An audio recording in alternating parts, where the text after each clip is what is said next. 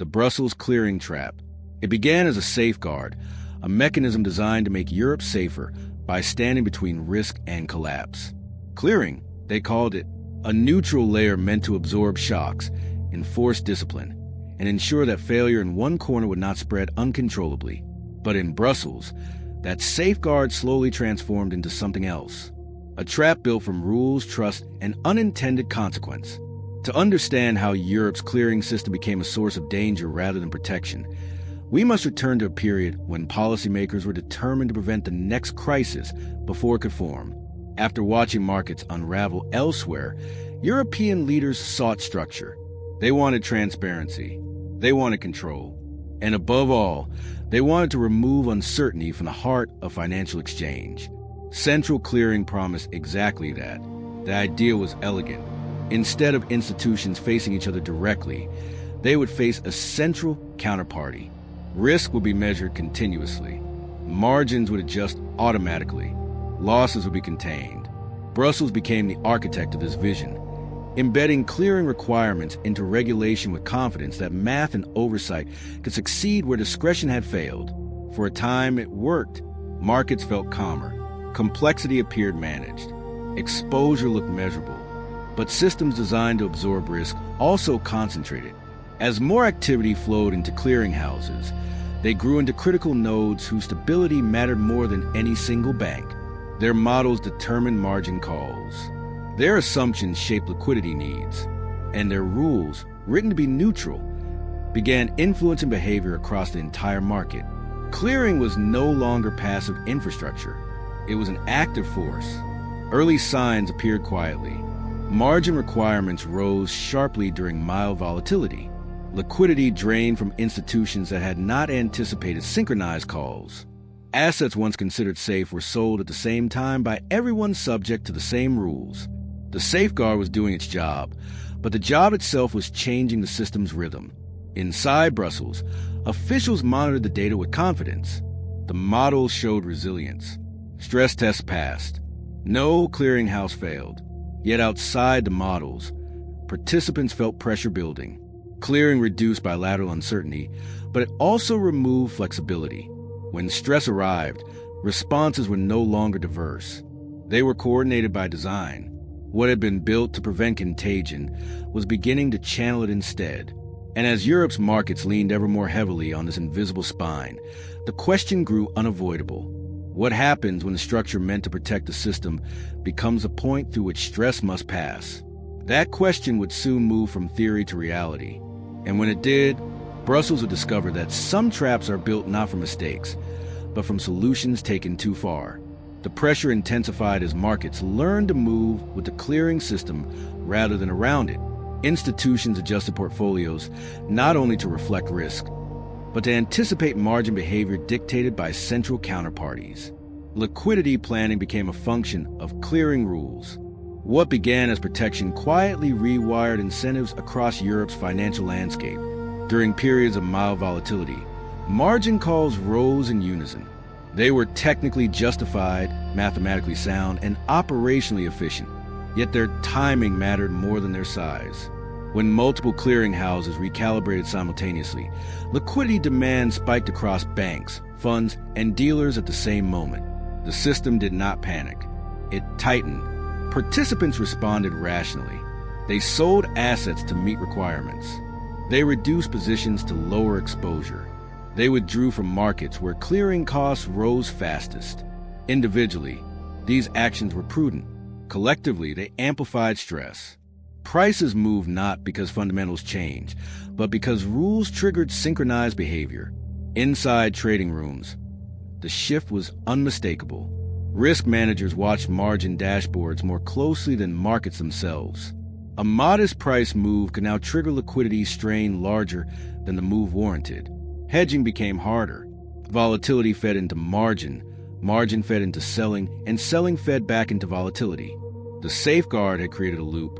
Clearinghouses remained stable throughout. Their capital held. Their models functioned as designed. But stability at the center came at a cost to the edges. Smaller institutions struggled to meet sudden demands. Funds adjusted mandates. Market depth thinned in instruments most subject to clearing discipline. Liquidity migrated toward areas with lighter requirements, leaving critical markets more fragile. Regulators noticed a pattern, but the framework left little room for discretion. Clearing rules were meant to be automatic, immune to judgment and delay. That rigidity was their strength. It was also becoming their weakness. Flexibility had been engineered out in the name of certainty. Behind closed doors, discussions grew more pointed. Was clearing absorbing risk or transforming it? Had transparency improved resilience or merely synchronized reaction? The data showed fewer failures, but sharper stress during adjustment. The system was safer in theory, but harsher in motion. As reliance on clearing deepened, one reality became clear. The trap was not that clearing failed. It was that success had concentrated behavior. When pressure arrived, there were fewer paths to release it gently. And with markets growing ever more dependent on this structure, Europe edged closer to a moment when the clearing mechanism itself would be tested not by collapse, but by consequence. The test arrived during a period of stress that should have been manageable. Volatility rose, but not violently. Prices moved, but within historical bounds. Under older systems, such a shift would have prompted negotiation, staggered response, and uneven adjustment. Under the clearing regime, it triggered something very different. Margins recalculated automatically. Calls issued almost simultaneously. Liquidity was demanded not because institutions were failing, but because the rules required certainty immediately. Across Europe, the effect was synchronized. Banks, funds, and dealers drew on the same liquidity pools at the same time. Assets were sold not to exit positions, but to satisfy clearing requirements. The sales pushed prices lower, which triggered higher margins, which demanded more liquidity. The loop accelerated without panic, driven entirely by compliance. Inside institutions, stress spread in an unfamiliar way. Balance sheets remained solvent, yet cash positions tightened dangerously. Risk managers face a paradox. Their positions were hedged, their exposures controlled, but the cost of maintaining those positions rose faster than anticipated. Liquidity, not loss, became a constraint. The trap was not failure. It was exhaustion. Smaller participants felt it first. Funds with limited access to central bank facilities scrambled to meet calls. Some reduced activity sharply. Others exited markets altogether. Liquidity thinned further, making price movements more sensitive to each trade. The clearing system remained intact, but the markets around it became brittle. Clearing houses responded exactly as designed.